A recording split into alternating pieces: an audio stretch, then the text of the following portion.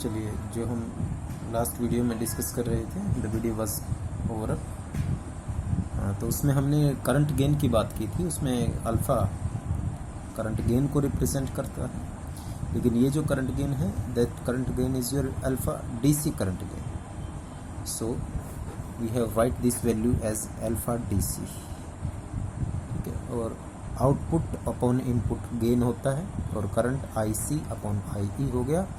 ये हमेशा, क्योंकि कलेक्टर करंट एमीटर से लेस है, तो वैल्यू लेस देन 1 रहने वाली है।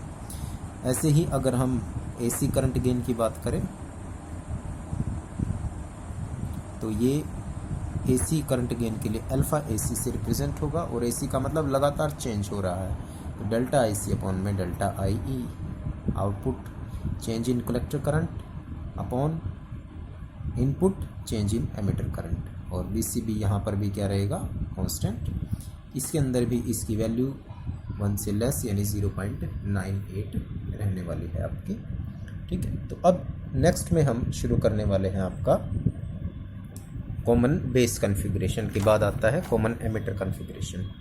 तो ये जो कॉमन एमीटर कॉन्फ़िगरेशन है, that common ammeter configuration is just like the common base. इसको देखते हैं।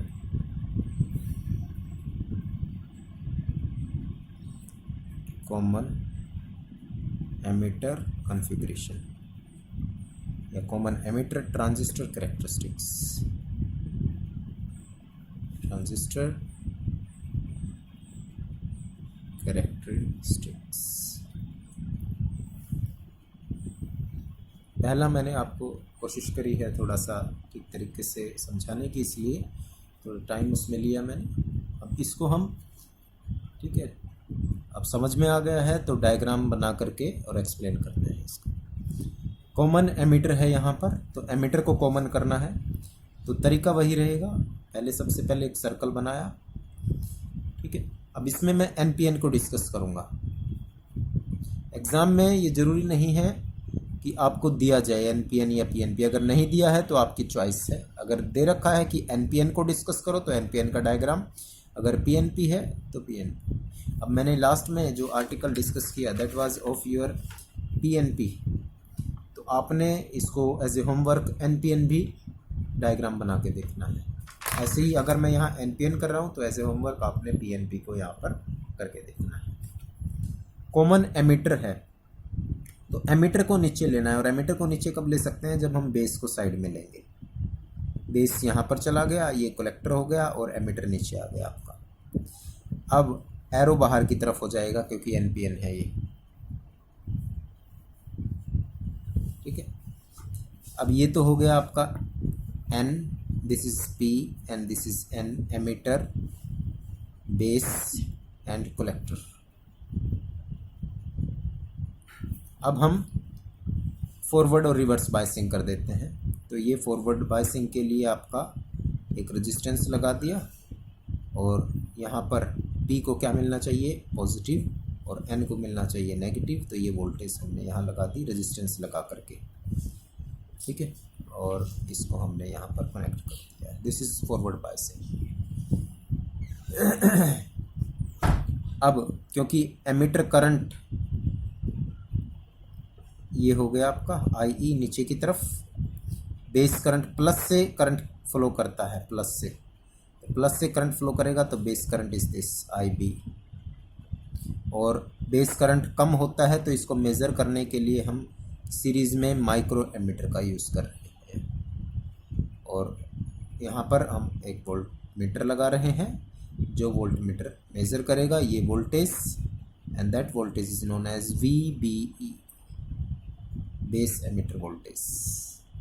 पहले VEB था, अब ये VBE रहेगा हमारा, क्योंकि बेस और एमीटर है, ठीक है। यहाँ पर आप इसको VBB लिख सकते हैं, कुछ बुक्स में ऐसा हो सकता है, लेकिन जब हम मेज़र कर रहे हैं तो ये VBE है। इसको अब यहाँ पर कनेक्ट करते हैं, रेजिस्टेंस लगाया, N रिवर्स बायसिंग में होना चाहिए, तो N को मिलना चाहिए positive, minus plus, minus plus minus. तो ये हमने यहाँ वोल्टेज लगा दी, इसको भी यहाँ कनेक्ट कर दिया हमने। ठीक है। कलेक्टर करंट है, कलेक्टर करंट मिली एम्पियर में मेज़र होगा, तो मिली एम्पियर के लिए ये लगा दिया हमने, और आउटपुट वोल्टेज के लिए वोल्टमीटर लगा दिया। अब ये वोल्टेज कलेक्टर और एमीटर के बीच में है, तो that is named as VCE। Generally इसको यहाँ VCC लिख सकते हैं आप। क्लियर? तो this is the circuit diagram. अगर रही बात अब करंट की डायरेक्शन की, तो एरो बाहर की तरफ सिंबलाइज्ड हो रहा है, तो ये डायरेक्शन एमीटर करंट की हो गई।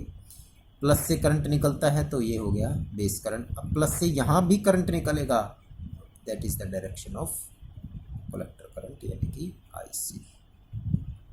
ठीक है, आपने इसको प्रैक्टिस करना है ENP के लिए। अब हम इनपुट कैरेक्टरिस्टिक्स की बात करते हैं। इनपुट कैरेक्टरिस्टिक्स, इनपुट कैरेक्टरिस्टिक्स का मतलब वेरिएशन इन दोनों में होना है। The curve showing variation in input emitter current base IB and VBE, और फिक्स्ड कौन सा करना है? VCE, at fixed VCE। तो जो कर्व इन दोनों के बीच में वेरिएशन को शो करेगा, इसको फिक्स करके वो इनपुट कैरेक्टरिस्टिक्स हो जाएगी, यानी इन दोनों के अंदर ग्राफ प्लॉट करना। First point, the base current IB remains zero as long as VBE is less than barrier voltage,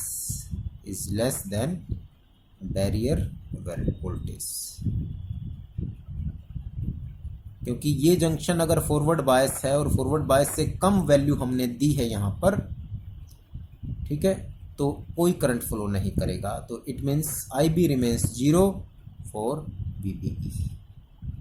ठीक है। दूसरा, इसी के साथ as VBE exceeds the barrier voltage, अगर वो इससे एक्सीड हो जाता है, देन IB इंक्रीजेज रैपिडली, तो IB की वैल्यू एकदम से बढ़ जाएगी। ठीक है, it is just like forward biasing of junction. ठीक है। दूसरा point, the value of IB decreases with the increase VCE। अगर हम इसको बढ़ा देते हैं, VCE को बढ़ा देते हैं, तो ये करंट जो है वो क्या हो जाएगा? कम हो जाएगा। फॉर फिक्स्ड वैल्यू ऑफ ये E है, VBE। ठीक है। अब इसको ग्राफ में प्लॉट करते हैं। दोनों पॉइंट्स ध्यान से समझने हैं। ग्राफ ऐसे ही अपने क्रैम नहीं करना, इसको देखना है कैसे क्या कुछ बनता है। यहाँ पर हमारे पास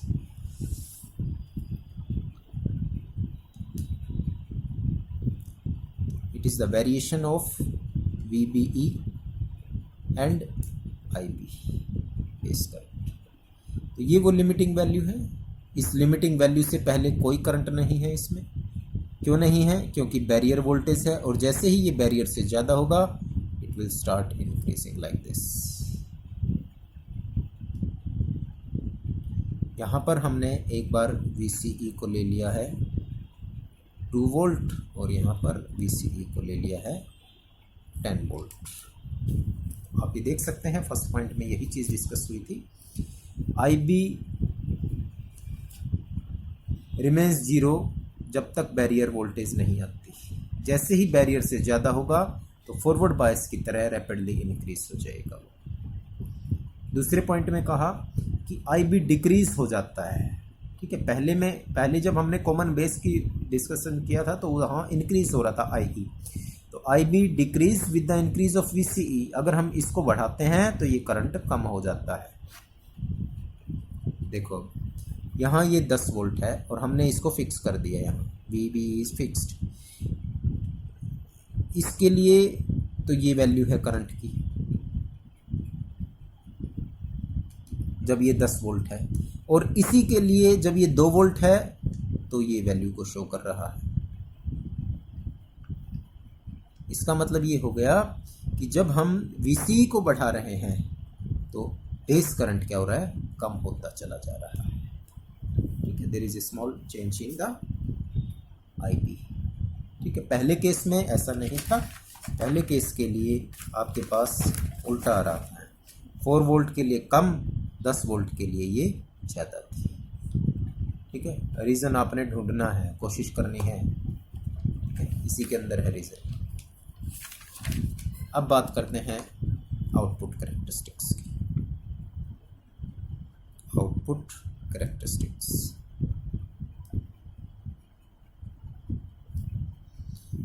आउटपुट कैरेक्टरिस्टिक्स का मतलब हो गया इन दोनों के बीच में graph. It is the variation between IC and VCE। Fix क्या करना है, this one should be fixed. It is the curve shows variation of IC and VCE or at a fixed base current IB। तो ये आपकी output current आ जाएगी। ठीक है, इस आउटपुट करंट की फर्स्ट वैल्यू क्या होगी, the output current IC varies rapidly when VCE lies between 0 to 1 volt. अगर इसकी वैल्यू 0 से 1 या 0.5 वोल्ट के बीच में है तो कलेक्टर करंट एकदम से बढ़ने वाला है। ठीक है, at this time it is independent on IB से इस पर कोई फर्क नहीं पड़ता, IB पर इंडिपेंडेंट रहेगी। ड्रॉ करेंगे तब क्लियर हो जाएगी situation. Second point, beyond VCE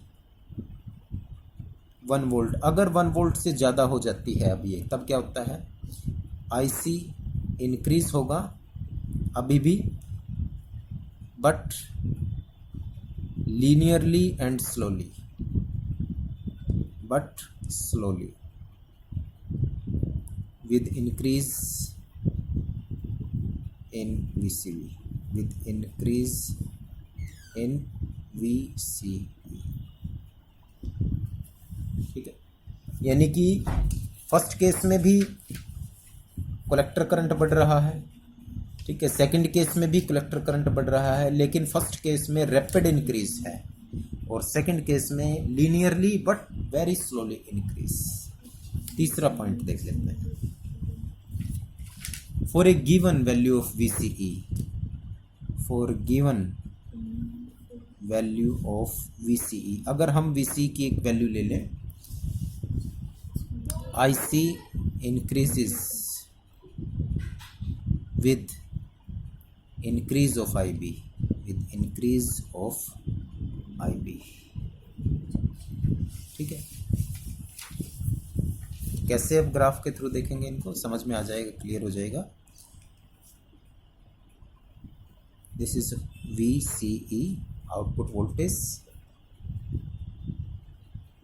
and this is your IC output current. First point क्या कह रहे हैं कि ये 0 से लेकर अगर 1 वोल्ट के बीच में है, ये 1 वोल्ट मान लिया, तो IC इंक्रीजेस रैपिडली इंक्रीज होता है IC लाइक दिस। ये देखो इतना एकदम से इंक्रीज हो गया। ठीक है, दूसरे केस के लिए भी, और फिर उसका ग्राफ कुछ इस तरीके से होने वाला है। यहाँ पर हमने फिक्स कर दिया IB को, लेट अस से 100 माइक्रो एम्पियर। अगर हम दूसरा कर्व ड्रॉ करते हैं तो वो भी कुछ इस तरीके से। अब देखो यहाँ 0 से लेकर 1 वोल्ट के बीच में एकदम से रैपिड इंक्रीज है, ये भी रैपिड इंक्रीज था। ये आई बी फिक्स कर दिया हमने इसके लिए 50 माइक्रो एम्पियर। तो आप देख सकते हैं कि 0 से 1 वोल्ट तक that is a rapid increase. ठीक है। दूसरा, जैसे ही 1 वोल्ट से आगे जाए IC इंक्रीजेस लीनियरली इंक्रीज हो रहा है। इंक्रीज तो हो रहा है, ऊपर की तरफ जा रहा है, लेकिन लीनियरली एक लाइन के अंदर इंक्रीज हो रहा है एंड वेरी स्लोली, बहुत स्लो इंक्रीज है। बढ़ रहा है, इसको स्टेट होना था, लेकिन ये थोड़ा सा इंक्रीज हो रहा है। ठीक है, इसके अंदर भी ऐसे ही स्टेट जाना चाहिए था, लेकिन उसके बाद भी ये लीनियर हो रहा है और धीरे धीरे ऊपर की तरफ ही जा रहा है। थर्ड पॉइंट, IB 50 है तो उसके लिए ये करंट हमारे पास है। IB 100 है तो ये करंट है। तो इट मीन्स अगर हम VC को फिक्स कर दें तो अगर IB बढ़ रहा है तो ये करंट, 100 है तो ये करंट, तो इतना इंक्रीज हो रहा है IC में with the increase of IB। यानी IB बढ़ाने से IC की वैल्यू भी बढ़ रही है for a fixed value of VCD। ठीक है, तो ये फिक्स वैल्यू अगर हम लें तो यहाँ पर इतना करंट, और इसी वैल्यू के लिए ये इतना यहाँ पर करंट को शो कर रहा है। तो ये हमारी आउटपुट कैरेक्टरिस्टिक्स हो गई, किसके लिए? कॉमन एमिटर कॉन्फ़िगरेशन के लिए। ठीक है, अब इसमें भी आपके जो है करंट गेन आ जाते हैं, और करंट गेन का मतलब होता है आउटपुट करंट अपॉन में इनपुट करंट। उससे पहले हम रेजिस्टेंस की बात भी कर लेते हैं। एक इनपुट रेजिस्टेंस, इनपुट रेजिस्टेंस मतलब RI, and that is equal to change in input voltage. Input voltage आपकी VBE और इनपुट करंट आपका IB, और इसमें कांस्टेंट क्या है? VCE is constant. ठीक है, तो ये आपका इनपुट करंट को शो कर रहा है, सॉरी इनपुट रेजिस्टेंस को शो कर रहा है। ठीक है, और इसमें इनपुट रेजिस्टेंस, क्योंकि बेस है आपका यहाँ पर IB है, तो ये इनपुट कॉन्फ़िगरेशन 1 किलो ओम तक हो सकता है। RI की अप्रोक्सीमेट वैल्यू 1 किलो ओम में जा सकती है। पहले केस के लिए ये फ्यू ओम्स थी, 50 ओम के आसपास, 20 to 50 ओम, लेकिन यहाँ पर किलो ओम में चली गई। तो इसका मतलब इनपुट रेजिस्टेंस लार्ज हो गया कॉमन बेस के लिए, it is greater than common base, common base से ज़्यादा हो गया। ठीक है, और आउटपुट रेजिस्टेंस की बात करें तो RO से रिप्रेजेंट करेंगे, that is delta voltage VCE और करंट आपका IC, और इसमें कांस्टेंट क्या है? Base current is constant. ठीक है, अब इसमें जब इसकी वैल्यू को डिटरमाइन किया गया, RO को डिटरमाइन किया गया कॉमन एमिटर के लिए, ठीक है, इसकी वैल्यू हाई थी, लेकिन इतनी हाई नहीं थी कि जितना कि हमने common emitter configuration,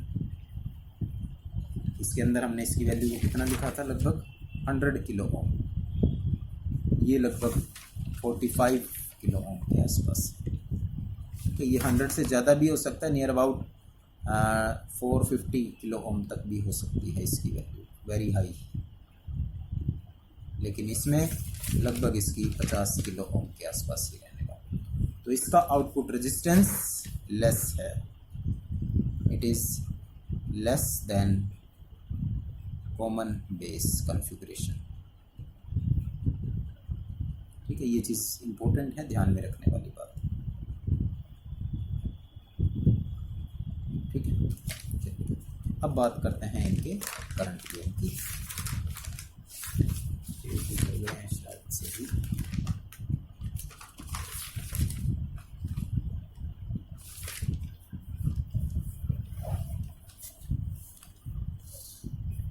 current gain,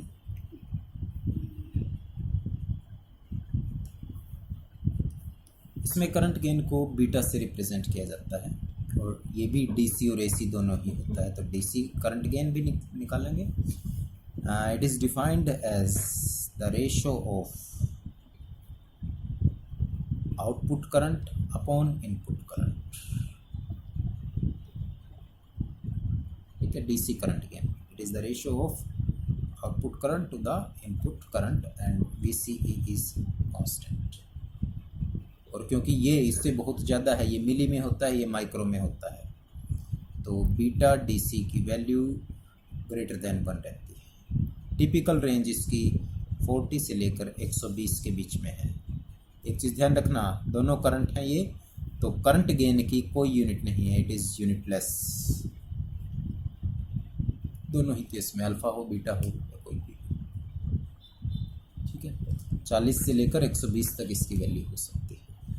ऐसे ही अगर हम एसी करंट गेन की बात करें तो एसी का मतलब चेंज आ जाता है, beta AC change in output current upon change in input current eight constant VCE is constant. ठीक है, तो small change in output current upon small change in input current, that is beta AC. इसकी value आप experimentally find out कर सकते हैं, क्या इसकी वैल्यू हो सकती है। ठीक है, तो ये हमारे कॉन्फ़िगरेशन हो गए। अब बात करते हैं तीसरे की, and that is known as common collector configuration या ट्रांजिस्टर कैरेक्टरिस्टिक्स।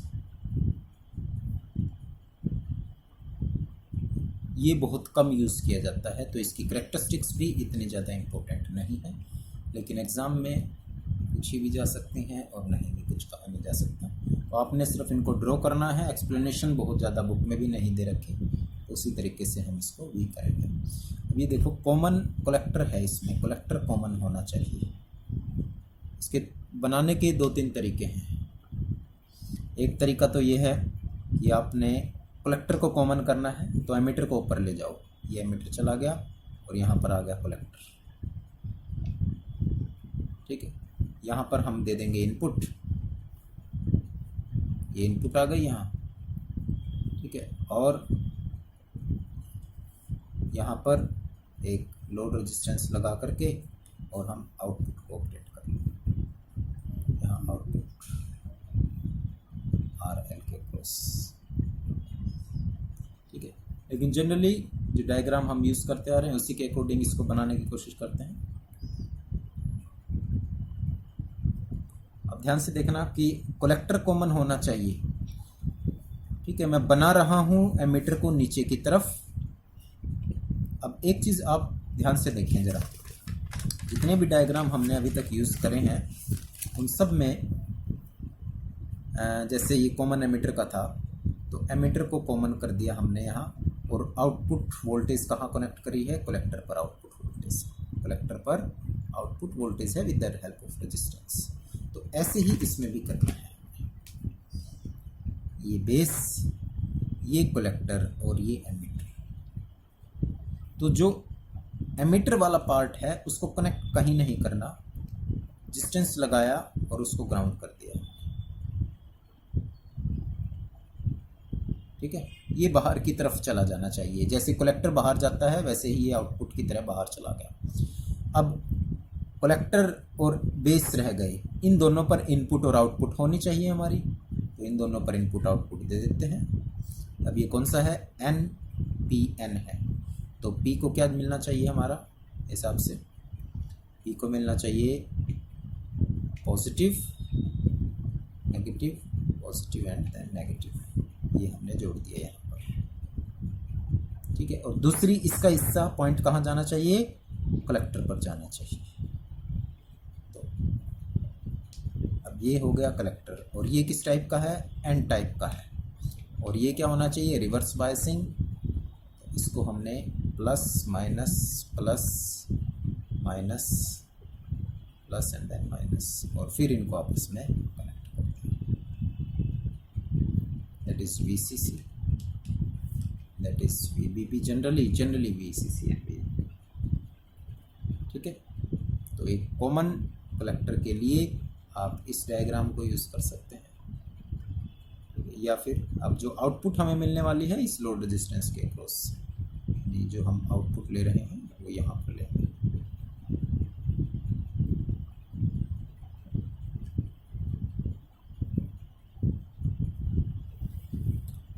इसकी इनपुट और आउटपुट कैरेक्टरिस्टिक्स एक्सप्लेनेशन नहीं है कुछ भी ज़्यादा इसमें, तो दोनों को एक साथ में दिखा रहा हूँ। इनपुट कैरेक्टरिस्टिक्स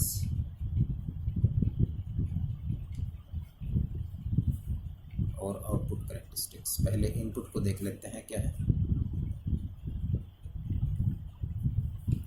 अब जो इनपुट कैरेक्टरिस्टिक्स हैं आपकी, वो किस किस के बीच में होनी चाहिए? वो होनी चाहिए आपकी इन दोनों पॉइंट्स के बीच में, VBE और ये करंट हो गया आपका, यानी VBE और IB के बीच में। ठीक है, और लाइक दिस सिंपली, कुछ विदाउट एनी एक्सप्लेनेशन, ये इसकी आउटपुट दे रखी है। VCE को हमने फिक्स कर दिया, लेट अस से 2 volt, VCE is equal to 4 volt. These are the input characteristics. अब जब हम आउटपुट कैरेक्टरिस्टिक्स की बात करेंगे तो आउटपुट कैरेक्टरिस्टिक्स में आपका IC आ जाएगा और वोल्टेज आ जाएगी आपकी VBE, base emitter voltage.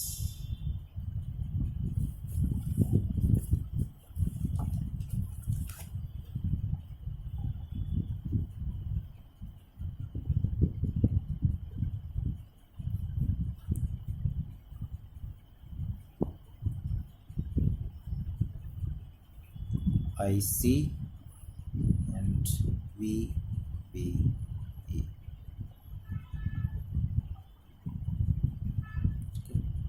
Like this, इसको ग्राफ इस तरीके से। IB फिक्स है 40 micro ampere and IB is equal to 20 micro ampere. ठीक है, तो यहाँ पर करंट गेन की बात करें, इसका करंट गेन गामा अल्फा से तो हो गया था, बीटा से भी गामा से रिप्रेजेंट कर देते हैं, and that is known as output. IE है ये, IE अपॉन में IB। ठीक है, एट कांस्टेंट VCE, ये C शायद VCE। These are the current gains of alpha, beta and gamma. It is the ratio of change in output current to the change in input current। ठीक है, AC के अंदर है। तो अब हमारे पास 3 वैल्यू आ गई हैं, अल्फा,